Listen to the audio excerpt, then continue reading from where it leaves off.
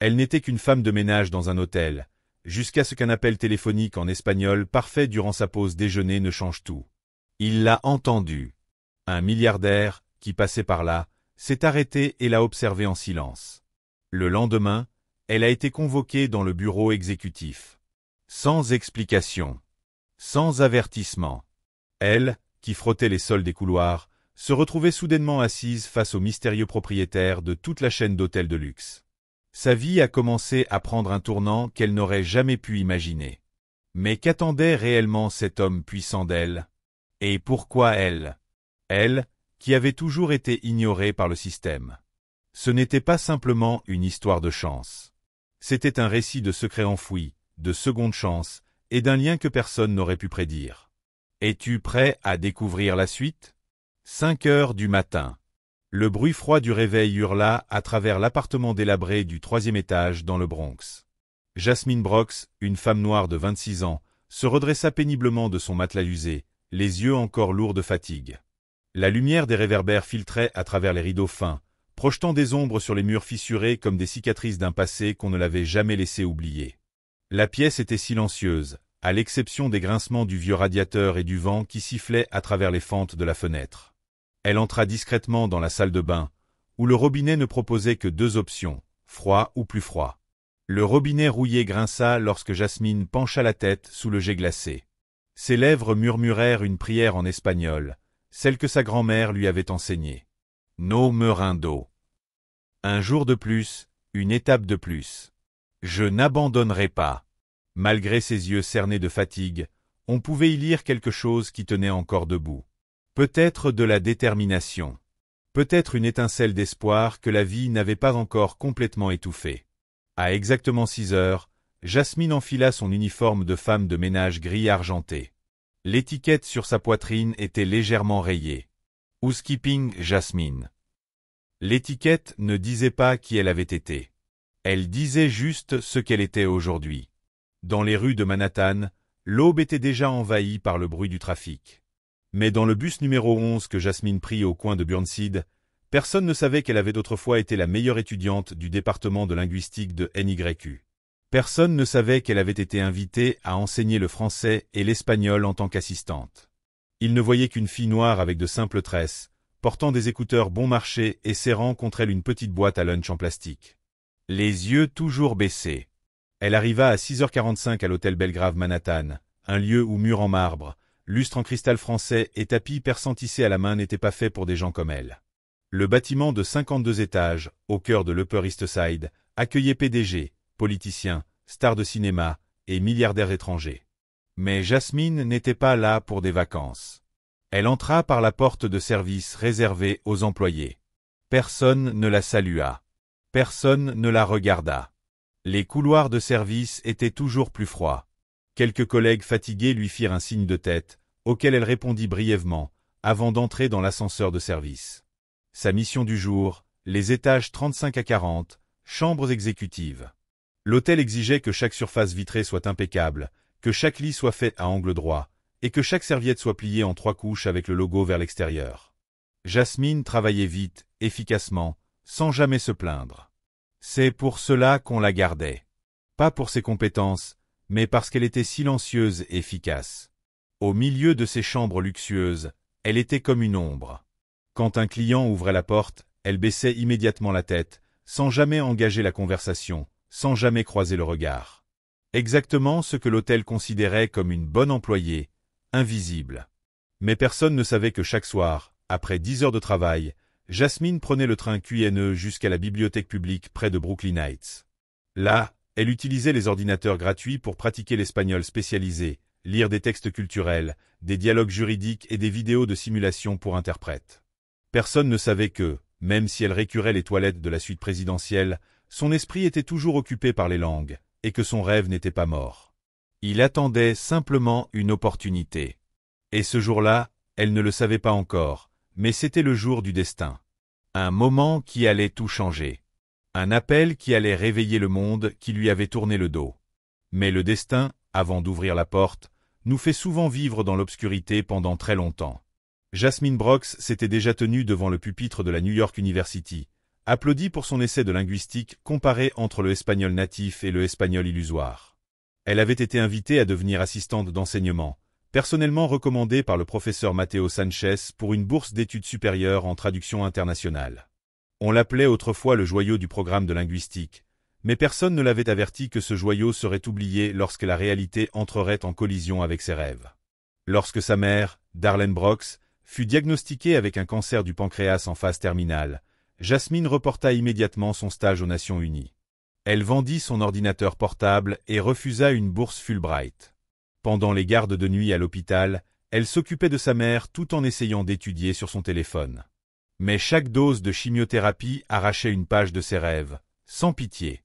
Moins de 8 mois plus tard, Jasmine se retrouva seule dans un cabinet d'avocat, tenant l'écharpe en laine de sa mère, la seule chose qui lui restait avec son parfum, et les papiers de dette, 3 cartes de crédit, un prêt étudiant, 2 factures d'hôpital impayées.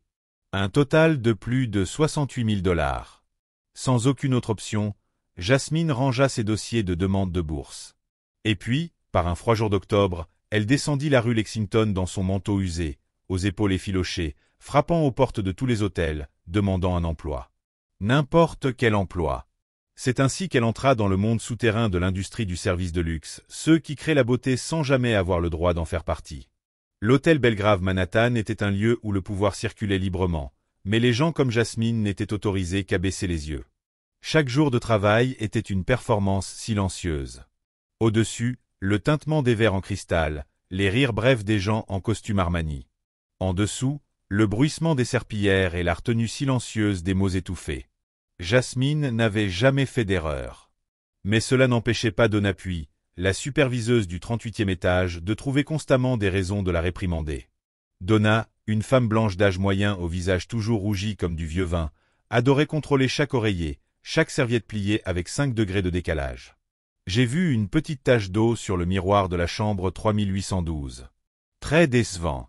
Jasmine, as-tu fini de nettoyer? Alors pourquoi est-ce que je sens encore le produit? Recommence.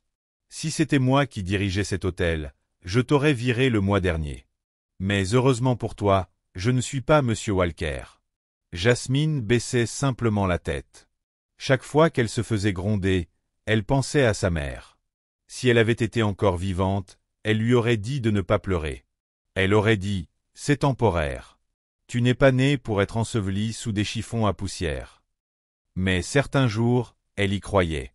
Et d'autres jours, elle n'en était plus si sûre. Il y avait une chose que Jasmine n'avait jamais abandonnée, la langue. Après chaque service, même les pieds endoloris, elle allait toujours à la bibliothèque de Brooklyn Heights. L'ordinateur numéro 7 du dernier rang était le sien. Personne ne le contestait, car personne n'avait la patience d'y rester aussi tard qu'elle. Là, elle pratiquait l'espagnol en écoutant des podcasts politiques, apprenait du vocabulaire médical, traduisait des textes juridiques simulés. Elle concevait ses propres plans de cours, essayant de ne pas laisser son esprit reculer là où la société avait placé son corps. Chaque leçon était un fil mince qui la tirait hors de la boue, mais ce fil était si fragile qu'un seul souffle de Donna pouvait le briser. Jusqu'à ce jour-là.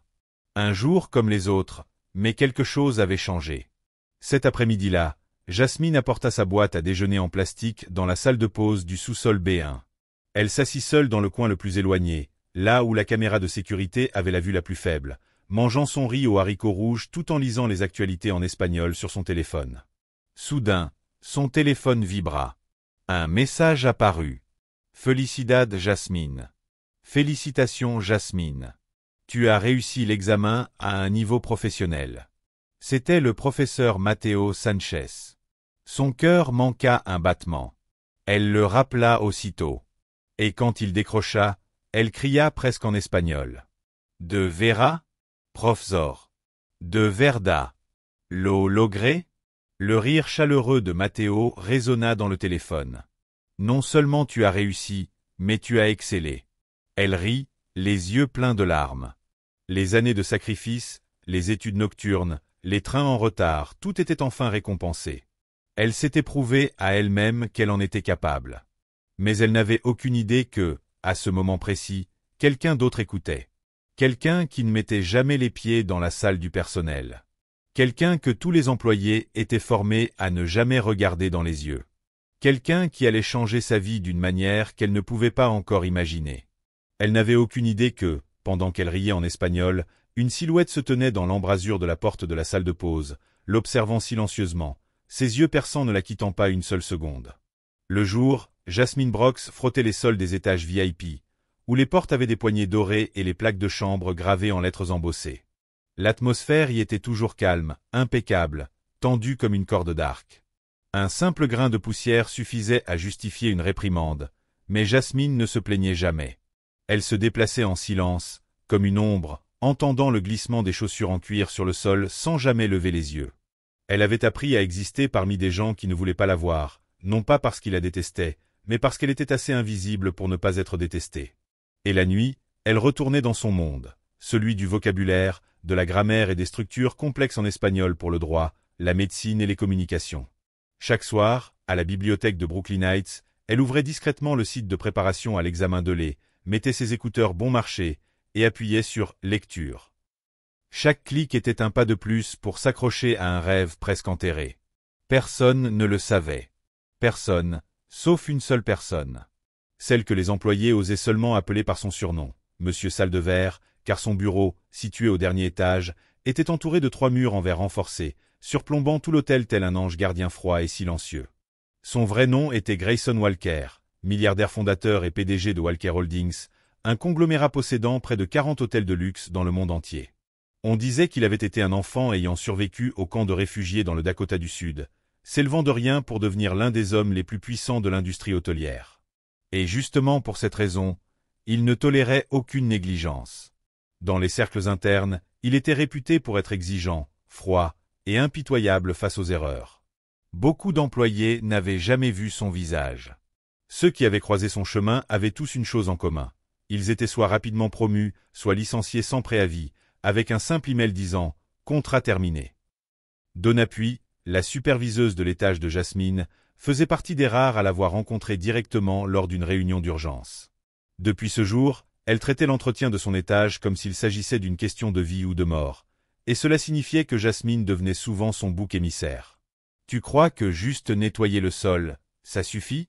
aboya Donna lors d'une inspection de chambre. « Je vois des empreintes sur le miroir. Tu crois que les clients VIP sont aveugles ?» Jasmine ne répondit pas. Elle avait déjà essayé, doucement, d'expliquer que c'était dû à la condensation, qu'elle avait nettoyé selon le protocole. Mais Donna, elle l'avait réprimandée devant toute l'équipe, la forçant à nettoyer 3 chambres en pleine journée, juste avant le retour des clients. À partir de ce moment-là, Jasmine ne répondit plus jamais. Ce jour-là, le jour fatidique, Jasmine venait tout juste de terminer sa conversation avec le professeur Matteo quand la porte derrière elle s'ouvrit doucement. Elle entendit des pas lents. Lorsqu'elle se retourna, elle eut à peine le temps de se lever et faillit laisser tomber son téléphone. Devant elle se tenait Grayson Walker, vêtu d'une chemise gris clair avec les manches retroussées, sans cravate, mais avec un regard perçant et inoubliable. Elle ne l'avait jamais vu d'aussi près. Les photos dans le magazine Forbes ne rendaient pas justice à sa présence réelle. Calme, digne, observatrice. « Je ne voulais pas interrompre, » dit-il d'une voix grave comme un violoncelle. « Vous parliez espagnol, n'est-ce pas ?» Jasmine déglutit avec difficulté. « Oui, oui, monsieur. Désolé, j'appelais mon ancien professeur. Je suis en pause. » Grayson ne fronça pas les sourcils. Il ne l'interrompit pas. Il fit simplement un pas dans la pièce, la détaillant du regard, mais sans mépris, plutôt comme s'il calculait, évaluait, identifiait. « Quel est votre nom ?» demanda-t-il. « Jasmine Brox. » Il hocha légèrement la tête, un hochement sans signification apparente. « Merci. Bon appétit. » Et il repartit comme s'il n'avait jamais été là. Quelques secondes plus tard, Jasmine restait figée sur place. Son cœur battait si vite qu'elle avait l'impression d'étouffer. Elle fixait la porte qui venait de se refermer, les mots « Quel est votre nom ?» résonnant encore à ses oreilles. Aucun reproche, aucun compliment, aucune émotion. Mais c'est ce silence qui la terrifia le plus. Et ce moment où Jasmine riait, moitié en pleurant, moitié en retenant ses larmes en espagnol, fut le moment où le destin se mit en marche. Un mardi après-midi, la lumière crue du soleil traversait la petite fenêtre du haut, projetant des ombres sur le carrelage usé de la salle de pause au sous-sol. Pas de rire, pas de salutations joyeuses, seulement l'odeur des restes de déjeuner, du nettoyant pour sol, et le bourdonnement d'un climatiseur à bout de souffle. Jasmine était assise dans le coin le plus éloigné, à côté du micro-ondes à la peinture écaillée, sa lunchbox en plastique sur les genoux. Elle mangeait tout en consultant ses emails sur son téléphone fissuré. Et lorsque le message du docteur Matteo Sanchez apparut, tout autour d'elle devint soudain silencieux. « Félicitations. Vous avez réussi l'examen à un niveau professionnel. » Sa vision se brouilla. Ses doigts tremblaient en composant le numéro. Et quand l'autre bout décrocha, l'espagnol jaillit d'elle comme un fleuve qui brise un barrage. « Sérieux? Je n'arrive pas à y croire. Mon Dieu !» Elle riait, puis pleurait, puis riait encore. La joie explosa comme celle d'un enfant appelé pour la première fois à monter sur scène. Elle se fichait d'être assise dans une salle de pause. Elle ne remarqua pas les regards furtifs des autres. Car à cet instant, toutes ces années d'endurance, ces nuits sans sommeil, tous ces moments où elle avait ravalé sa fierté, trouvaient enfin une réponse. Mais c'est à ce moment-là que la porte grinça. Jasmine entendit la charnière, mais elle était trop absorbée par son appel pour se retourner. Elle ne savait pas que Grayson Walker se tenait sur le seuil, la main appuyée sur l'encadrement, son regard pesant. Contrairement à d'habitude, où chacun se redressait dès qu'il apparaissait, cette fois, il ne parla pas tout de suite. Il écouta. Il observa. Il attendit. L'espagnol de Jasmine ne sonnait pas comme quelque chose appris par cœur. Il avait du rythme. Un accent natif. De l'émotion. Ce n'était pas une simple maîtrise technique, mais une intégration vivante, quelque chose qu'aucun employé de Belgrave qu'il avait rencontré n'avait. Enfin, il parla, d'une voix basse, brève et décisive. Je ne voulais pas interrompre. Jasmine sursauta et se retourna brusquement, manquant de faire tomber son téléphone. Vous parliez espagnol. Elle se leva, la main tremblante, mettant fin à l'appel. Oui, monsieur. J'appelais mon professeur, pendant ma pause. Ce n'est rien, coupa-t-il calmement. Où avez-vous étudié? Elle baissa la tête. J'ai étudié la linguistique à NYU. L'espagnol était ma mineure. Un bref silence. Jasmine n'osait lever les yeux. Elle attendait un reproche, ou pire, un avis de licenciement. Mais il ne dit rien de plus. Quel est votre nom? Jasmine Brox. Il répéta son nom, comme pour le graver dans sa mémoire. Merci. Bon appétit. Et il repartit. La porte se referma doucement derrière lui. Quand Jasmine se rassit, ses jambes tremblaient encore. La sueur lui collait le dos malgré la climatisation à fond. Personne ne parlait. 2 collègues la fixaient, mais personne n'osa poser de questions. Car tout le monde savait que Grayson Walker ne mettait jamais les pieds dans la salle de pause. Pas sans raison. Et il ne parlait jamais de manière informelle avec le personnel subalterne. Sauf s'il observait. À la fin du service, Donna puis l'attendait devant le vestiaire, les bras croisés, le regard acéré comme une lame. Amusant, hein? Passer l'après-midi à parler au téléphone, dans une langue que personne ne comprend. Tu te prends pour qui? Une diplomate? Jasmine resta silencieuse. Donna s'approcha, son visage à quelques centimètres de celui de Jasmine. Je ne sais pas ce que tu prépares, mais ne crois pas qu'un petit numéro va t'aider à grimper. Ici, c'est le monde réel, Jasmine. Ici, les gens comme toi ne font que nettoyer. Pas de bavardage. Pas de regard vers le haut. Jasmine serra les poings. Elle ne répondit pas. Non pas parce qu'elle avait peur, mais parce qu'elle connaissait trop bien les gens comme Donna, ceux qui utilisent un petit pouvoir pour éteindre toute lumière qui ne vient pas d'eux. Mais cette fois, Jasmine n'était pas sûre de ce qu'elle ressentait. Était-ce ce moment, ce regard de Grayson Walker, ce « bon appétit », juste une interaction fugace? Ou bien était-ce quelque chose qui bougeait silencieusement dans les couches du pouvoir, un monde auquel elle n'avait jamais eu accès, mais dont elle venait peut-être d'entrouvrir une fenêtre? Il était reparti sans mots supplémentaires, mais ce silence avait laissé un impact plus profond que n'importe quel cri. La porte de la salle de pause s'était refermée derrière Grayson Walker, laissant Jasmine figée sur place, sa lunchbox froide sur la table, son esprit tourbillonnant comme si elle venait de rêver quelque chose qui dépassait les limites de la réalité. Jamais, en 2 ans de travail au Belgrave Manhattan, elle n'avait parlé directement au propriétaire. Et jamais aucune formation ne l'avait préparé à cela. Quand un milliardaire vous demande votre nom et repart sans explication. Mais Jasmine comprit une chose. Ce n'était pas une question anodine. Au Belgrave, chaque geste de Grayson était analysé, discuté, parfois même fantasmé. Certains disaient qu'il avait viré un manager pour avoir osé appeler un VIP arabe « mec ». D'autres racontaient qu'il avait appelé une femme de ménage sur le toit et lui avait offert une bourse pour l'école culinaire Lord Donlow à Paris, simplement parce qu'il avait remarqué sa manière de plier les serviettes, humble mais attentive. Personne ne le comprenait. Et c'est pour cela que tout le monde le craignait. Donapuis, bien sûr, ne laissa pas passer ça. Le lendemain matin, lors d'une réunion du personnel, elle lança un regard acéré à Jasmine et déclara devant toute la salle. « Nous ne devrions pas utiliser nos pauses déjeuner à des fins personnelles, surtout pour des langues que personne n'a besoin de comprendre ici. » La salle devint silencieuse. Un nouvel employé faillit rire, mais ravala immédiatement en voyant le visage de Jasmine. Jasmine baissa simplement les yeux vers ses mains, ses ongles s'enfonçant doucement dans sa paume pour garder son calme.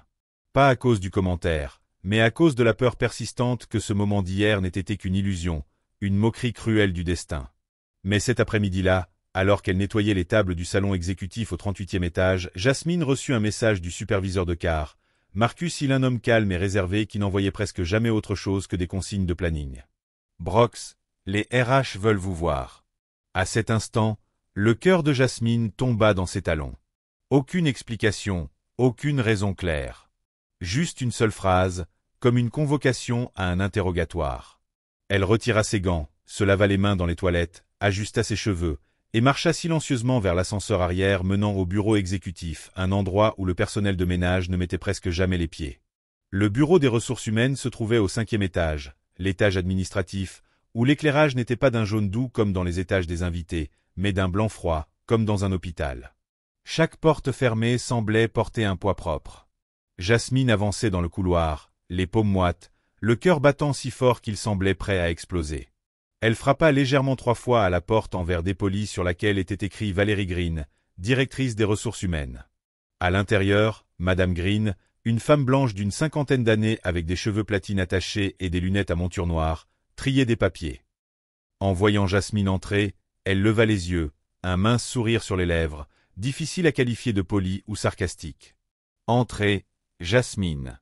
Asseyez-vous. » Jasmine s'assit, le dos droit, les mains posées sur ses cuisses, comme lors d'un entretien d'embauche. « Ce matin, j'ai reçu une demande spéciale. Quelque chose qui ne s'est pas produit en presque 18 ans de carrière ici, dit Valérie sans détour. Monsieur Walker a personnellement demandé que vous soyez transféré avec effet immédiat. » Les yeux de Jasmine s'écarquillèrent. Elle n'en croyait pas ses oreilles. Transféré où? À un poste nouvellement créé, assistante aux relations internationales. Vos tâches incluront l'assistance aux VIP ne parlant pas anglais, la gestion des communications multilingues et la coordination des affaires culturelles. Jasmine se figea. Vous aurez un bureau à l'étage exécutif, de nouveaux uniformes, et un salaire 3 fois supérieur à celui que vous avez actuellement. Sa tête bourdonnait. Elle ne savait pas quoi dire. Devait-elle être heureuse, effrayée ou soupçonner un piège? C'est réel? Sa voix était plus douce que le bourdonnement de la climatisation. Valérie acquiesça, son regard devenant pour la première fois un peu plus chaleureux. C'est tout à fait réel. Et sachez une chose, Monsieur Walker n'agit jamais de manière impulsive. S'il dit que votre talent est gâché, c'est que cela a été soigneusement réfléchi. Jasmine se leva comme une somnambule, tenant la confirmation de transfert, marchant dans le couloir où, hier encore, elle récurait le sol, les tapis rouges brodés d'or, les lustres en cristal. Tout semblait soudainement étrange. Comme si elle entrait dans une pièce de théâtre dont elle n'avait jamais lu le script. Et pourtant, elle en tenait désormais le premier rôle. Elle ignorait ce qui l'attendait derrière la porte du plus haut bureau. Mais une chose était claire, Grayson Walker avait vu en elle quelque chose que personne d'autre n'avait remarqué. Et pourtant, Jasmine ne comprenait toujours pas ce que c'était, ni pourquoi c'était elle. Elle savait seulement qu'en sortant du bureau des ressources humaines ce matin-là, le monde n'était plus le même. L'ascenseur s'ouvrit à l'étage exécutif, que Jasmine n'avait jusque-là pu regarder que d'en bas. Mur en noyer, sol en marbre ivoire, éclairage soigneusement ajusté pour donner à la fois une impression de chaleur et d'autorité. Aucun bruit. Chaque son semblait filtrer à travers du velours, même les pas. Une autre réceptionniste s'approcha, lui tendant une pochette couleur crème. « Mademoiselle Brox, voici votre nouvelle carte d'employé. Votre poste temporaire est dans la salle 43B. » Jasmine la prit, la main légèrement tremblante. Sous le plastique de la carte, les mots chargés des relations internationales brillaient sur un fond argenté. Elle ne portait plus l'uniforme de femme de ménage. Désormais, elle était vêtue d'un blazer bleu marine ajusté à sa silhouette fine, d'un chemisier en soie ivoire et d'un pantalon sombre. Des chaussures en cuir noir à petits talons complétaient l'ensemble. Tout avait été préparé. Presque comme si quelqu'un avait étudié ses mensurations, sa carnation, et même sa manière de marcher. En traversant le couloir de l'étage exécutif, là où autrefois elle s'accroupissait pour dépoussiérer les rampes, baissant les yeux devant les clients VIP, les regards étaient maintenant tournés vers elle. Pas de l'admiration, mais de la suspicion, de l'évaluation, et une certaine méfiance. Notamment celui de Donapuis, qu'il aperçut près du coin café du 40 étage. Elle resta figée quelques secondes, puis reprit son ton tranchant. « Oh, regardez-moi ça! La reine des langues! Tu as déjà oublié l'odeur de l'eau de Javel, pas vrai ?» Jasmine ne répondit pas. Mais cette fois, son regard ne se baissa pas. Elle regarda Donna droit dans les yeux. Pas avec colère. Pas avec rancune. Juste avec calme. Comme si elle faisait face à une vieille ombre qui n'avait plus aucun pouvoir sur elle. Donna ricana. Ne crois pas que parce que tu portes un joli tailleur, tu as changé de place. Ici, les gens n'oublient pas qui tu es. Après le déjeuner, Jasmine fut invitée à monter à l'étage le plus élevé, là où se trouvait le bureau de Grayson Walker. La porte vitrée s'ouvrit, et pour la première fois, elle entra dans la salle de verre, où des décisions à plusieurs centaines de millions de dollars étaient prises d'un simple hochement de tête. Le bureau était loin de ce qu'elle imaginait. Ni froid, ni chargé de papier ou d'écran géant. Il était spacieux, minimaliste, si silencieux qu'on pouvait entendre les battements de son cœur. Les fenêtres s'étendaient jusqu'au plafond, donnant une vue sur Central Park, baignée par la lumière dorée du soleil de l'après-midi. Grayson se tenait près de la vitre, les mains dans les poches, toujours sans cravate. Il se retourna à son entrée. Ses yeux bleu-gris se posèrent sur elle et il fit un léger signe de tête. « Vous êtes là. Asseyez-vous. » Ils s'assirent l'un en face de l'autre. Pas de secrétaire, pas d'assistant, pas de cliquetis de clavier. Juste deux personnes, un homme au regard perçant et une jeune femme qui ne savait toujours pas pourquoi elle se trouvait là. Grayson servit le café, ses gestes lents et mesurés, comme ceux d'un négociateur aguerri. « Je vais aller droit au but, Jasmine, » dit-il d'une voix douce comme une histoire qu'on raconte. « J'ai créé ce poste pour vous. Pas par gentillesse, mais parce que j'ai besoin de quelqu'un comme vous. » Les yeux de Jasmine s'agrandirent. « Je vous ai entendu parler hier. Ce n'était pas seulement le vocabulaire. C'était la manière dont vous avez utilisé les mots, comme un instinct. Vous ne parliez pas, vous faisiez ressentir ce que vous disiez. Et c'est ce dont j'ai besoin. » Jasmine mordilla légèrement sa lèvre, submergée de questions. « Mais, pourquoi moi? Parmi les centaines de personnes ici? Pourquoi avoir choisi quelqu'un qui, hier encore, récurait les sols du 35 étage? » Grayson s'appuya contre le dossier de sa chaise. « Parce que moi aussi, je récurais des sols. » Ces mots figèrent l'air dans la pièce. « J'ai été agent d'entretien dans un vieil hôtel à Détroit. Je nettoyais les toilettes. Je changeais les ampoules, je ramenais les restes de nourriture à la maison. Je me souviens de ce que ça fait, d'être traité comme un objet, pas comme une personne. Et je me suis promis que si un jour j'y arrivais, je ne négligerais jamais un talent à cause d'un uniforme. » Jasmine sentit une boule se former dans sa gorge. « Je n'ai pas besoin que vous soyez doué pour parler au PDG. J'ai besoin que vous compreniez la psychologie des gens en face de vous. Et que vous ayez le courage de parler au bon moment. » Il poussa une pile de documents vers elle. « Cet après-midi, j'ai une négociation avec une délégation d'Espagne. C'est un gros contrat, et je veux que vous soyez à mes côtés. Pas seulement comme traductrice, mais comme garante du lien entre les deux parties. » Jasmine regarda les papiers, les mains toujours tremblantes. La veille, elle nettoyait des plateaux repas au salon exécutif. Aujourd'hui, elle était dans la pièce la plus puissante du bâtiment, à qui on demandait de jouer un rôle qu'elle n'avait jamais imaginé. Elle leva lentement les yeux, hochant la tête. Je ferai de mon mieux, monsieur. Grayson sourit. Son premier sourire depuis leur rencontre. Je n'ai pas besoin que vous essayiez. Je veux juste que vous soyez vous-même. Le reste, je m'en charge. Elle entra dans le bureau de Grayson Walker.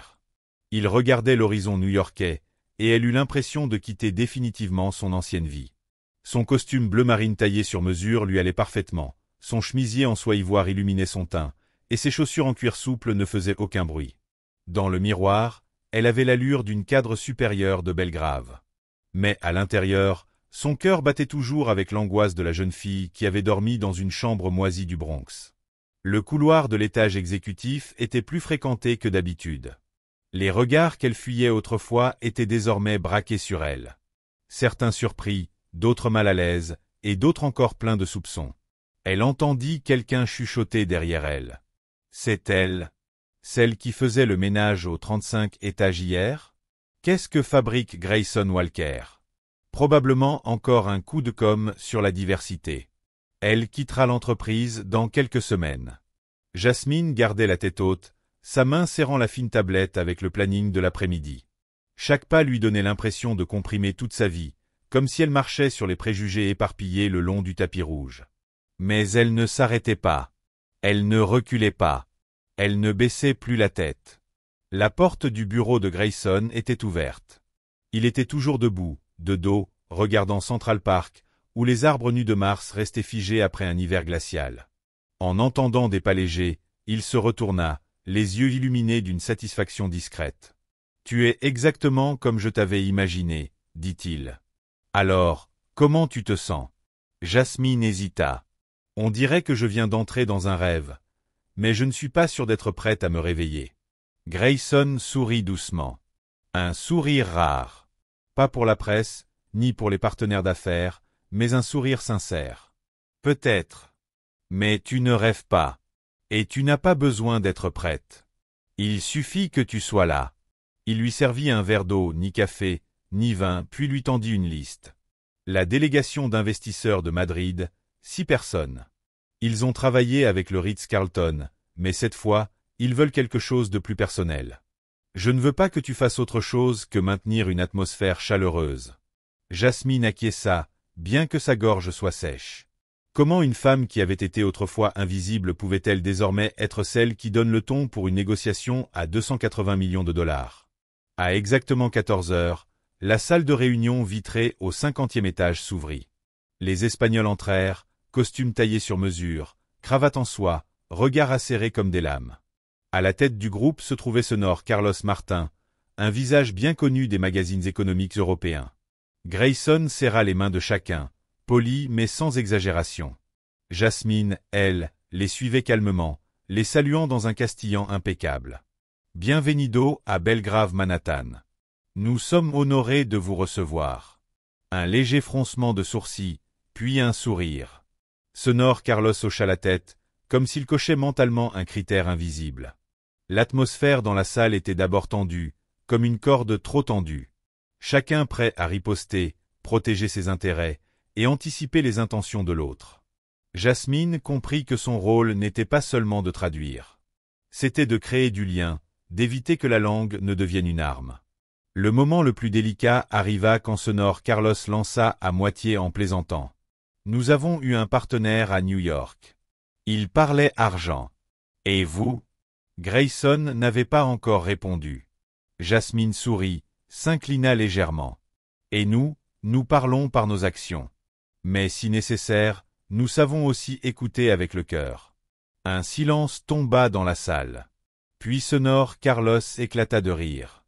Un vrai rire, pas préparé. « Me gusta esta chica. J'aime cette fille. » La négociation dura près de 2 heures. Chaque fois que la conversation déviait, Jasmine ajustait. Chaque fois qu'un malentendu culturel surgissait, elle expliquait. Chaque hochement de tête des investisseurs était un pas vers le succès. Et quand tout fut terminé, le dernier à quitter la salle fut ce Nord Carlos. Il s'arrêta devant Grayson et dit « Avec une employée comme elle, je n'ai pas besoin de vérifier autre chose. Je signe grâce à elle. » Lorsque la porte se referma derrière lui, Jasmine expira profondément. Ses deux mains appuyées sur la table en verre pour se stabiliser. Grayson s'approcha d'elle, sa voix plus basse que le souffle de la climatisation. « Tu viens de sauver un accord de 280 millions de dollars. » Jasmine se retourna, les yeux écarquillés. « Je n'ai rien fait d'extraordinaire. J'ai juste fait mon travail. » « Non, Jasmine, » répondit Grayson sérieusement. « Tu viens d'entrer dans le monde de ceux qui font bouger les choses. Et quelqu'un comme toi ne reste plus dans les coulisses. » Il ajouta. « Je ne t'ai pas engagé pour le protocole. Je t'ai engagé pour ton instinct et ta sincérité. » Et maintenant, après cette négociation brillamment réussie, Jasmine commençait à comprendre ce qu'il voulait vraiment dire. En fin d'après-midi, les derniers rayons de soleil traversaient les vitres du bureau de Grayson, dessinant une traînée jaune pâle sur le blazer de Jasmine, comme un fil la reliant à quelque chose de plus grand qu'elle. Elle venait de quitter une salle où des millions de dollars avaient été signés avec une poignée de main et de la confiance, et c'était elle qui avait tenu ce fil en place. Grayson se tenait près du bureau en noyé près de la fenêtre, sans téléphone, sans dossier. Il restait là, silencieux, comme perdu dans des pensées au-delà des profits et des plans d'affaires. « Jasmine, » dit-il après quelques minutes, d'une voix profonde et sincère. « J'ai un endroit. J'y vais quand j'ai besoin de me vider la tête. Pas le bureau, ni l'hôtel. Aucun employé n'en connaît l'existence. » Elle le regarda, les jambes encore tremblantes à cause de la pression de la réunion. « Vous voulez dire, maintenant ?» Grayson hocha la tête. « Si tu n'as rien de prévu ce soir. » Jasmine hésita. Chaque instinct forgé dans les difficultés lui criait « N'y va pas. Ne fais pas confiance à l'homme le plus puissant du bâtiment. N'entre pas dans son espace privé, pas maintenant que tu viens juste de sortir du sous-sol. » Mais ce même instinct, celui qui lui avait dit autrefois qu'elle ne pourrait jamais faire autre chose que nettoyer, s'était trompé. Alors, elle acquiesça. Environ 20 minutes plus tard, ils étaient dans l'ascenseur privé en direction du toit du Belgrave, un lieu où presque personne n'était autorisé, sauf Grayson Walker. La porte s'ouvrit sur un endroit étonnamment paisible. Un jardin sur le toit rempli de petits oliviers, de tables en pierre, de chaises en bois, et un sentier pavé menant au bord d'une rambarde en verre. Au loin, la ligne d'horizon de Manhattan brillait dans les lueurs du crépuscule. « Ce n'est pas ce que j'imaginais, » murmura Jasmine. « Parce que personne n'imagine que j'ai besoin d'un endroit comme celui-ci, » répondit Grayson. « Mais j'en ai besoin, pour me souvenir de qui je suis. » Ils s'assirent sur un banc en bois près de la rambarde, la brise repoussant doucement les cheveux de Jasmine derrière son oreille. Il versa du vin dans 2 gobelets en carton. Pas de verre en cristal. Pas de plateau en argent. Plus de PDG et employés. Plus de patrons et de filles qui frottaient autrefois les sols des salles de réunion. Juste 2 êtres humains, peut-être pour la première fois de leur vie, simplement eux-mêmes. « Tu sais, » commença Grayson, toujours tourné vers l'horizon, « un jour on m'a refusé un emploi dans un hôtel à cause de ma mauvaise communication. Il ne savait pas que j'avais un léger trouble de l'élocution après m'être fracturé la mâchoire quand j'étais plus jeune. Après ça, j'ai collé des citations sur mes murs, je les lisais à voix haute chaque jour pour m'entraîner à bien prononcer. » Jasmine se tourna vers lui, les yeux écarquillés. Il n'avait jamais partagé cela publiquement. Puis j'ai compris que les gens rejettent toujours ce qu'ils ne comprennent pas. Le silence, la différence. Une fille qui nettoie les chambres, qui parle espagnol à midi. Elle baissa la tête. J'avais peur que vous compreniez mal, que vous pensiez que je n'étais pas professionnel. Grayson secoua la tête. Je n'ai pas entendu une employée parler. J'ai entendu une personne vivre dans une langue. Et j'ai su que je ne pouvais pas laisser cela se perdre. Le vent se leva, apportant avec lui une légère odeur de lavande du jardin. Jasmine pensa soudain à sa mère. Elle aussi aimait s'asseoir et regarder le coucher du soleil dans le vieux fauteuil à bascule sur le balcon de leur appartement délabré. Elle disait souvent « Ceux qui savent regarder au loin vivent souvent seuls, mais ce sont eux qui ouvrent la voie. » Elle disait « Les gens qui savent regarder loin vivent souvent seuls, mais ce sont eux qui ouvrent le chemin pour les autres. » Ces mots résonnaient maintenant dans l'esprit de Jasmine, alors qu'elle observait la ville s'illuminer lentement sous leurs yeux. New York n'était plus une prison de béton. Ce soir, c'était un écrin de possibilités. Grayson tourna légèrement la tête vers elle. « Tu vois, Jasmine, ce que tu as fait aujourd'hui n'a pas de prix. Ce n'était pas seulement un contrat. C'était la preuve que le passé ne nous définit pas. Ce que tu es devenu, tu t'es construite toute seule, et tu es en train d'élever tout un monde avec toi. Elle sourit faiblement, ses yeux brillants, non pas de larmes, mais de ce feu calme que seule la reconnaissance de sa propre valeur peut allumer. Je n'aurais jamais cru pouvoir m'asseoir ici un jour, murmura-t-elle. Pas avec toi. Pas après tout ce que j'ai traversé. Grayson pencha la tête, son regard adouci par une sincérité rare chez un homme de pouvoir. Et pourtant, tu es là. Parce que tu l'as mérité. Pas parce que quelqu'un t'a tendu la main, mais parce que tu as saisi ta place. Et tu n'as plus à demander la permission à personne. Ils restèrent en silence un moment. Le vent portait encore cette odeur de lavande, comme un fil invisible entre son passé et ce présent inattendu. Puis Jasmine se leva lentement. Elle tourna vers lui un regard calme, presque solennel. « Merci de m'avoir vu, vraiment vu.